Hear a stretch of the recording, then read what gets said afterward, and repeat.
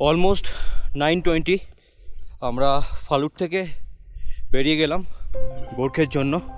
ফালুট থেকে গোর্খের distance 15 kilometre, ম্যাক্সিমামটাই down. Phalut থেকে গোর্খে যাওয়ার এই রাস্তাটা পুরোটাই রোডোডেন্ড্রন, রামায়ণ, মহাভারত এবং পুরোনো দিনের ঋষিমুনিরা বিভিন্ন ধরনের গ্রন্থ লিখে দিয়ে গেছে।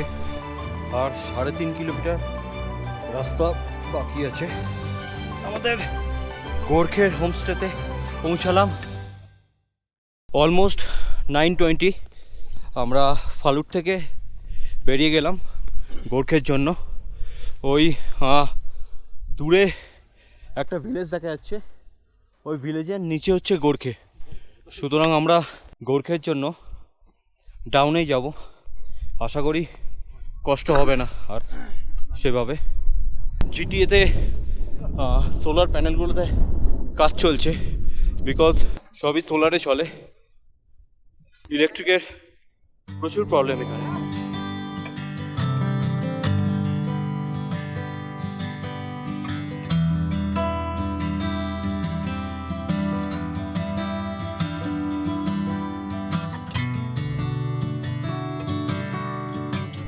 ফালুট থেকে গোর্খের ডিস্টেন্স 15 কিলোমিটার, ম্যাক্সিমামটাই ডাউন, কিছুটা আপ আছে। পাহাড়ি রাস্তা বেসিক্যালি যেমন হয়ে থাকে সেরকমই। গোর্খে যাওয়ার পথে বেশ অনেকগুলো টিমের সাথে দেখা হয়ে গেল। আমাদের সাথে রয়েছে আরও 2খানা টিম, ইভেন পিছনে একটা টিম আছে যাদের সাথে আমাদের অনেক আগে পরিচয় হয়েছিল। তারা ওই ওপর থেকে নামছিল, দেখতে পেয়ে তারা হ্যালো হ্যালো করে চেঁচাতে লাগলো। বলছিলাম না আপনাদেরকে যে গোর্খে যাওয়ার রাস্তা ভীষণই ন্যারো। তো দেখুন, এই রাস্তা দিয়ে কোনো মতেই গাড়ি চলাচল করতে পারে না। এই যে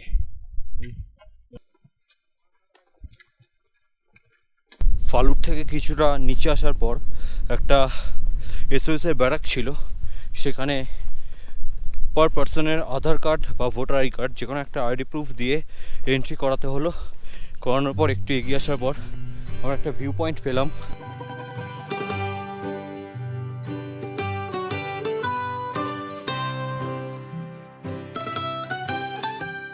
এখানে কাঞ্চনজঙ্ঘা রেঞ্জটা দেখা যাচ্ছে, আর ওদিকে পুরো রেঞ্জটা হচ্ছে ভুটান রেঞ্জ। আর তার উপরে এই ছোট্ট একটা চূড়া দেখা যাচ্ছে, ওটা হচ্ছে সিনালচু পিক। ওটা নাকি ওয়ার্ল্ডের সব থেকে সুন্দর পিক।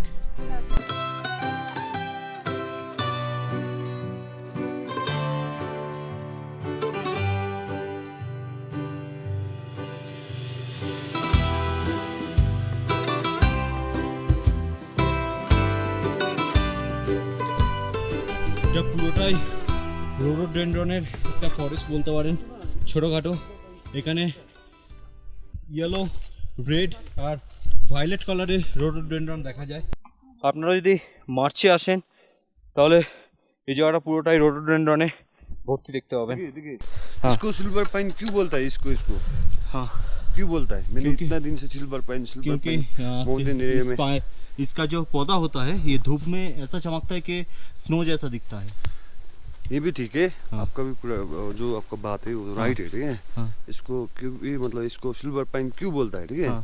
इस माउंटेन एरिया में मिलता है, ओके। उसके अच्छा। बाद आप लोगों को नीचे में नहीं मिलेगा, हाँ। ये दिखे ना, नहीं तो हाँ। पाइन ट्री दिखेगा, ठीक है। हाँ। इसको बैक कलर में सिल्वर कलर होता है, अच्छा अच्छा, ठीक है। देखा ना, ओके ओके।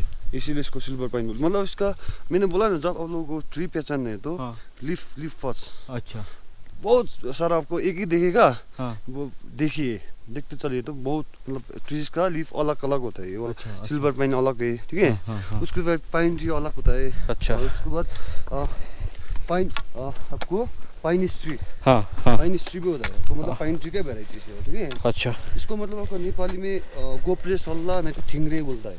अच्छा अच्छा, चलिए चलो, ठीक है। हाँ बहुत वेराइटीज है आपको, मतलब ओक ट्री का 2 वेराइटीज है। मतलब आपका एक कटुस बोलता है, हाँ। मतलब एक कटुस है, कटुस ट्री, कटुस ट्री, ओके। उसके बाद आपको एक ओक ट्री, एक ओक ट्री, उसका 2 वेराइटीज हो गया। अच्छा। मतलब आपको जहाँ पर मतलब आपका जैसे कि धोत्रे में आपका ओक ट्री और वो रोडोडेंड्रन कटुस हाँ तो मतलब मैग्नोलिया मैग्नोलिया ओके हाँ फेमस है। अच्छा कोई आके नहीं दिखते ना, इसलिए उन लोगों को मैं बात में आइए, मैं आपको दिखा दूंगा, ठीक है। अच्छा मतलब बहुत कुछ है आप लोगों को, जंगल को जो घूमने के लिए मिलता है ना, हाँ हाँ वहाँ पर मिलेगा आप लोगों को सब, ठीक है ठीक है। हम्म। मार्च अप्रैल में ना हाँ यहाँ पर क्या होता है, यहाँ पर अभी जब ट्रैकिंग करेंगे हाँ ऊपर से लेके लालीलाल नीचे के लालीलाल होता है। अच्छा जैसे कि आपका जो फ्लावर होता है ना, हाँ। फ्लावर के बाद आपको वो फ्लावर नीचे जाता है, अच्छा ठीक है। इसीलिए आपको मतलब पूरा यहाँ पर रास्ते में भी पूरा रेड लाल, कार्पेट जैसा लगेगा उसके बाद ऊपर में भी लाल लाल। তো মার্চে বলছে আমাদের নিমা যে মার্চে যখন যারা ট্রেক করতে আসে তারা এই রডোডেনড্রনে ভর্তি এই জায়গাটা ওপরে যদি আপনারা তাকান তখনও আপনারা লাল লাল দেখতে পাবেন, আর যেই ফুলগুলো ঝরে নিচে পড়ে যায় আপনাদের রাস্তাও পুরো লাল হয়ে থাকবে, মানে ওয়ান টাইপ অফ রেড কার্পেটের ওপর দিয়ে আপনারা চলবেন।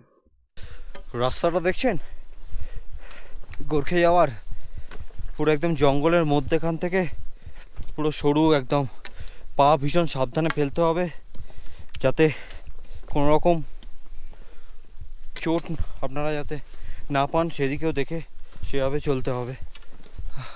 এই দেখুন বড় একটা গাছের গুড়ি এখানে পড়ে রয়েছে।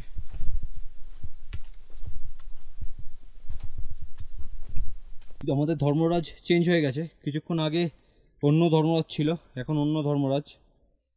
জানি না কখন এই ধর্মরাজ চেঞ্জ হয়ে গেল, কিন্তু আপনারা যখন হিল স্টেশনে হাঁটবেন বা ট্রেক করে কোথাও যাবেন তখন এরকমই সঙ্গী আপনারা পেয়ে যাবেন। কিছু দূর আর কিছু দূর পর্যন্ত এরা চেঞ্জও হতে থাকে। খুব ভালো হয় এখানকার কুকুরগুলো, খুব মিশুকে হয়। সিলভার পাইনের ব্যাপারটা যেটা বললো আমরা কি করে বুঝবো সিলভার পাইন? আমরা বুঝবো যে ওই পাইন গাছের পাতা যেগুলো থাকে পাতার ওপরের পোর্শনটা গ্রিন হয়, আর ঠিক পাতার নিচেরটা যখন পাতাটা উল্টে আপনারা দেখবেন তখন ওটা সিলভার কালার থাকে। তাই জন্য ওই পাইন গাছকে বলা হয় silver pine tree.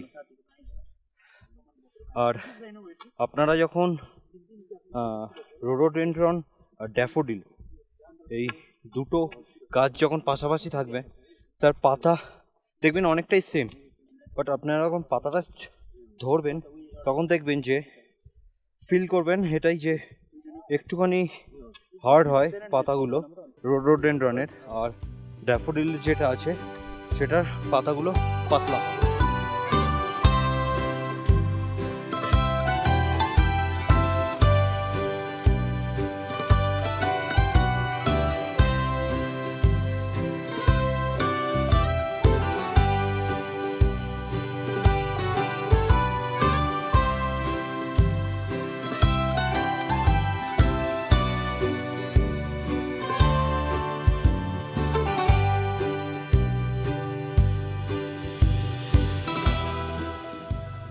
Ramayana Mahabharata এবং পুরনো দিনের ঋষিমুনিরা বিভিন্ন ধরনের গ্রন্থ লিখে দিয়ে গেছে এই ভোজপত্রের মধ্যেই। এই আর একটা ইয়ার এখানে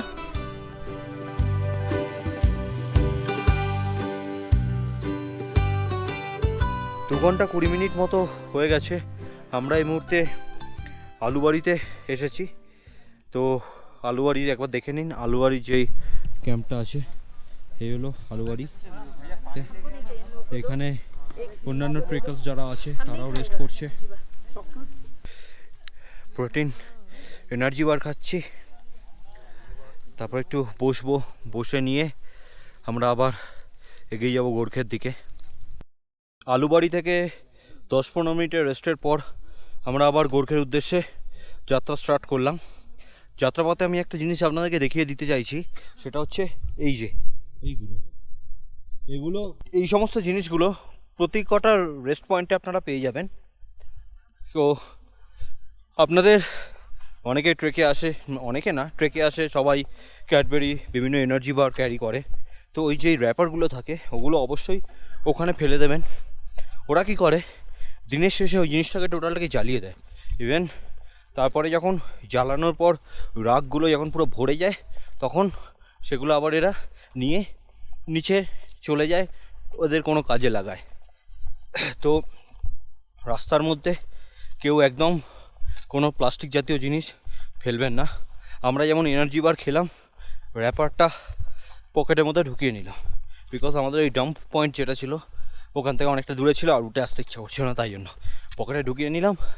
আবার একেবারে হোমস্টেতে গিয়ে ফেলতে পারি, নাহলে রাস্তায় যদি মধ্যেখানে কোথাও বসি বা ইয়ে করি, তার কাছাকাছি যদি কোনো এরকম ডাস্টবিন থাকে তো আমরা ওখানটা ডাম্প করে দেবো। I can see birds flying, I see children smiling. When I think about all of the things that you and me could be. রাস্তা দেখতে পাচ্ছেন তো কি ভয়ঙ্কর রাস্তা, প্রচণ্ড পরিমাণে সাবধানে আপনাদের ফুট স্টেপ ফেলতে হবে।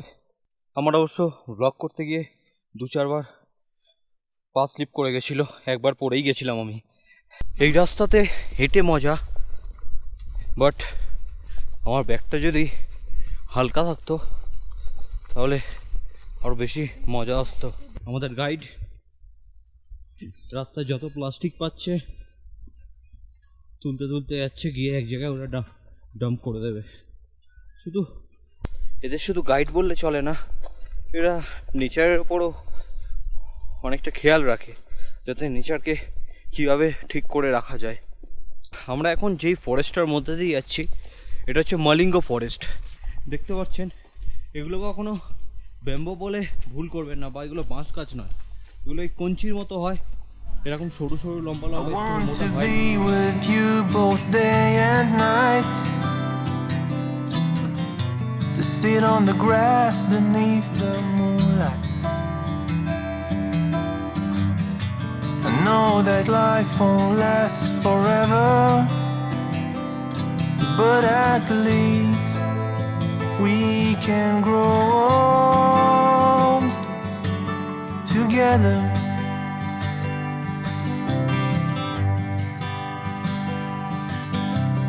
I can see the sunrise reflecting in your আসার পথে eyes. বর্ডার সিকিউরিটির যে চেকপোস্টগুলো থাকে ওখানে যিনি এন্ট্রি করছিলেন তিনি বলেইছিলেন যে রাস্তায় যাওয়ার রাস্তা হচ্ছে এরকম নালা মতো করা রয়েছে। এই নালা মতো করা হয়, ফরেস্ট ডিপার্টমেন্ট থেকে এটা করে দিয়েছে, বিকজ বৃষ্টির সময় যখন প্রচুর বৃষ্টি হয় এই নালাগুলো করা হয়েছে, এই নালা দিয়ে জলগুলো পাস হতে শুরু করবে, না হলে জলের প্রেশার যদি বাড়ে কখনো তো মাটি নরম হয়ে গিয়ে গাছ ফাছ উল্টে পড়ে যেতে পারে। এই ধরনের জিনিসের সেফটি পারপাসের জন্য এরা নালা মতো করে দিয়েছে, যাতে জলগুলো ওইখান দিয়ে পাস হয়ে যায়। এই রকম জঙ্গলের রাস্তা দিয়ে কেউ যদি আমাকে হেঁটে যেতে বলতো একা, তাহলে তো হয়ে যেত, আমি শেষ, আমি কোনো মতেই পারবো না একা একা এরকম জঙ্গলের রাস্তা দিয়ে হেঁটে যেতে। আপনাদের মধ্যে কার কার এক্সপিরিয়েন্স আছে এরকম একা একা হেঁটে যেতে পারবেন বা এক্সপিরিয়েন্স করেছেন, অবশ্যই কমেন্ট করে জানাবেন আমায়। When I think about all of the things that you and me could be,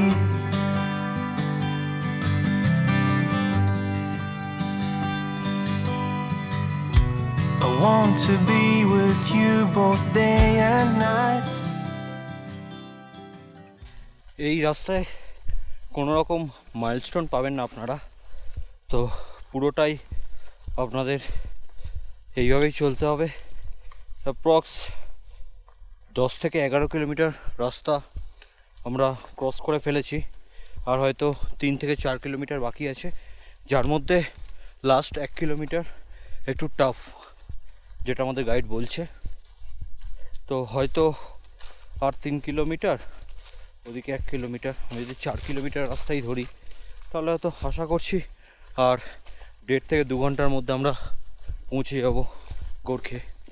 করছি আমি তাড়াহুড়ো করছি না, যখনই বাপাটা ভর যেই দিতে যাচ্ছি না পায়ে কোনো জোর পাচ্ছি না, তখনই আমাকে সাথে সাথে ডান পাটা ফেলে দিতে হচ্ছে। না না, ওর দিকে জন্য লোড না। থাকলে তুই বেশি ঝুঁকে যাবি। না না, ওর জন্য না। তাহলে তুই যখন ইয়েতে পাচ্ছিস না, তুই বাঁ দিকে লাঠিটা ধর। আর 3.5 কিলোমিটার রাস্তা বাকি আছে।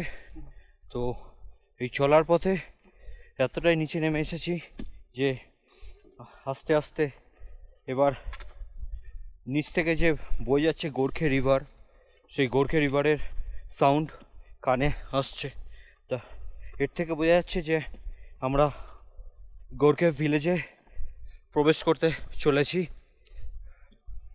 তবে আমি আরও একবার বলবো যে রাস্তার অবস্থা ভীষণই খারাপ, আপনাদের খুব সাবধানে আসতে হবে, কেয়ারফুলি পা ফেলতে হবে।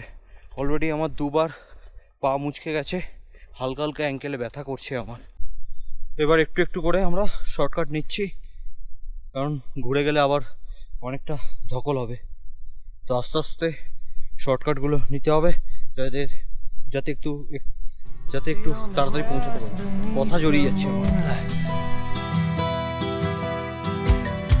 I know that life won't last forever, but at least we can grow old together. Last 2 থেকে 2.5 কিলোমিটার যেন কিছুতে শেষই হচ্ছে না। কখন থেকে হেঁটেই চলেছি, আর নদীর আওয়াজ শুনেই চলেছি। রাস্তার কিছুতে শেষ হচ্ছে না। আর সব থেকে বেশি প্রবলেম করছে এই রাস্তার মধ্যে যেই ওক ফ্রুটসগুলো যেগুলো পড়ে রয়েছে, সেগুলো গোল হয় বাই চান্স, মানে একসাথে এতগুলো পড়ে রয়েছে পুরো রাস্তা জুড়ে, একটার মধ্যে পা পড়লে সেই ওই যেহেতু গোল হয় হড়কে যাচ্ছে, তার সাথে পা মুচকে যাচ্ছে, কখনো কখনো পা স্কিড করছে, এই সমস্ত কারণে।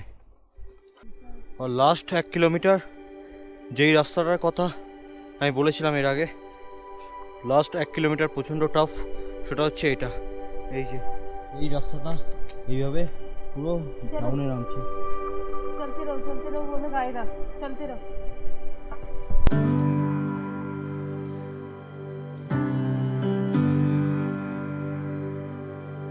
সত্যি শেষের এই 1 কিলোমিটার প্রচণ্ড চাপ, আমি মনে হয় না ব্লক করতে পারবো, যেভাবে খাড়াই নামছে নিচে। এই হচ্ছে দেখুন, এই রাস্তা ধরে কিছুটা নেমে এসেছি,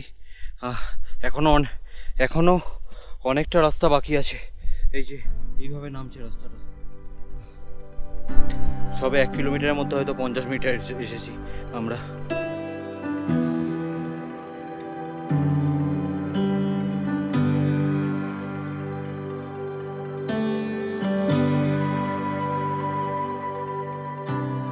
গোর্খে জায়গাটা সত্যি সুন্দর, কিন্তু আবার সেই প্র্যাঙ্ক।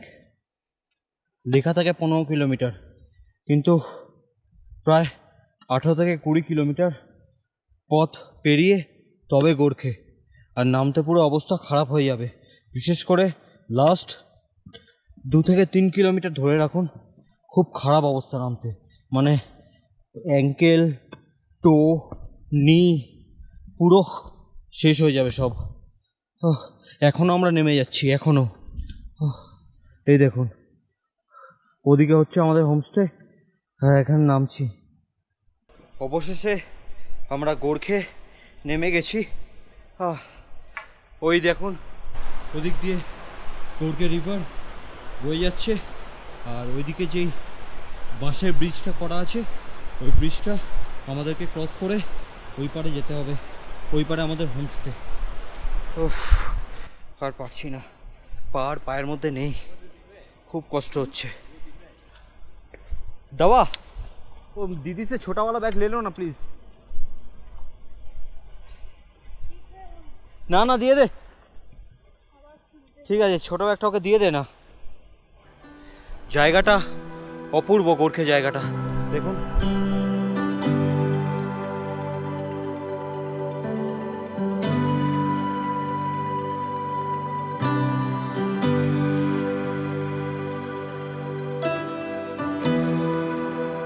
এই জায়গাটাতে ফালুট থেকে যদি আসতে চান তাহলে খুব অবস্থা খারাপ হবে। বাট আমি একবার জিজ্ঞাসা করব, এই গোর্খেতে যদি শুধু গোর্খেতে আমি একটা রাত এসে থেকে যাই, তো সেক্ষেত্রে আসার কি অপশান আছে এখানে, সেই জিনিসটা একবার আমি জেনে নেব।